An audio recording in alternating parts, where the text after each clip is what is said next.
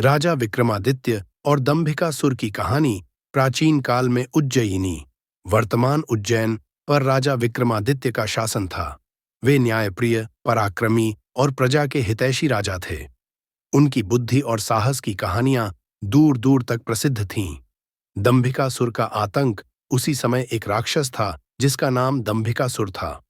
उसने घोर तपस्या करके ब्रह्मा जी से वरदान प्राप्त किया था कि कोई भी देवता या मानव उसे मार नहीं सकता। इस वरदान के बाद दंभिकासुर ने तीनों लोकों में आतंक मचा दिया। उसने देवताओं को हराकर स्वर्ग पर कब्जा कर लिया और आर्षि मुनियों की तपस्या में विघ्न डालने लगा।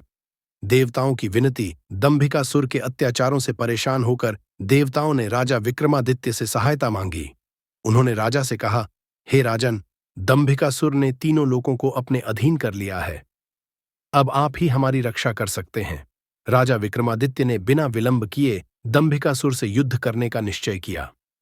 दंभिकासुर से युद्ध राजा विक्रमादित्य अपनी सेना के साथ दंभिकासुर के किले की ओर बढ़े। कई दिनों तक भयंकर युद्ध हुआ, लेकिन दंभिकासुर को मार पाना असंभव था। उसके पास ब्रह्मा जी का वरदान था, जिससे वह अमर हो गया था।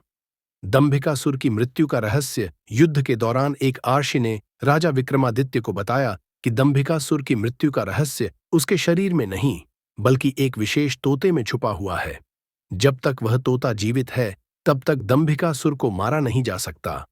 चतुराई से विजय राजा विक्रमादित्य ने अपनी बुद्धि का सहारा लिया। उन्होंने दंभिकासुर को धोखे में डालकर उस तोते का पता लगाया।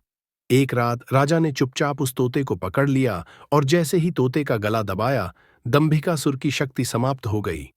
दंभिकासुर वहीं धराशायी हो गया और इस प्रकार राजा विक्रमादित्य ने उसका वध कर दिया। शांति की स्थापना। दंभिकासुर के मारे जाने के बाद देवताओं ने चैन की सांस ली और राजा विक्रमादित्य की जय जयकार की। पृथ्वी और स्वर्ग में फिर से शांति स्थापित हो गई। ऐसे ही और वीडियोस देखने के लिए चैनल को लाइक, सब्सक्राइब और कमेंट करें।